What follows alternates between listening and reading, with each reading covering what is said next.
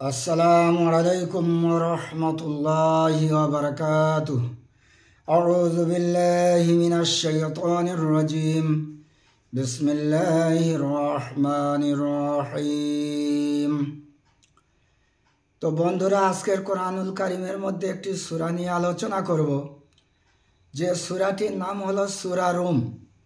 এই सूरा रूम আমল করলে কয়টি উপকার পাওয়া যায়? কিতাবের মধ্যে পাওয়া যায় 4টি উপকার। তো একটি একটি করে আপনাদের সামনে উত্থাপন করছি। ইনশাআল্লাহ তাআলা নিশ্চয়ই আপনাদের কাছে খুব ভালো লাগবে।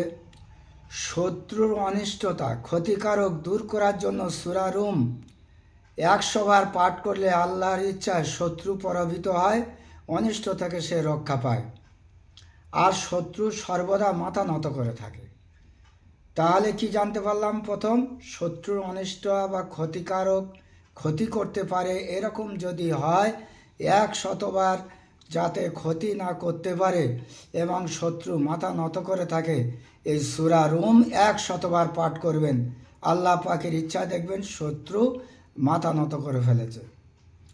এই সূরা লিখে শিশির ভরে তার মুখ বন্ধ করে রাখলে এবং নিজের সঙ্গে তাবিজ বানিয়ে রাখলে শত্রু অপমানিত হয়, অপদস্থ হয়।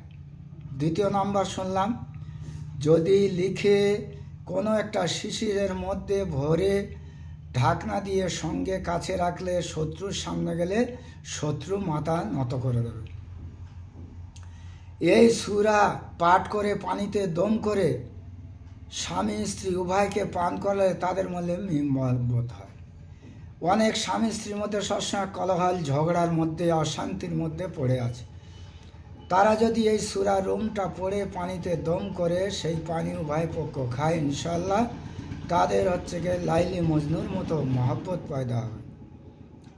4 নম্বরে সূরা নকশা লিখে তাবিজ বানিয়ে সঙ্গে রাখলে সর্বদা শত্রুর উপর বিজয়ী থাকবে ইনশাআল্লাহ। আল্লাহ পাক আমাদের এই সূরা রুমকে আমল করার তৌফিক এনায়েত করুন। আল্লাহুম্মা আমিন।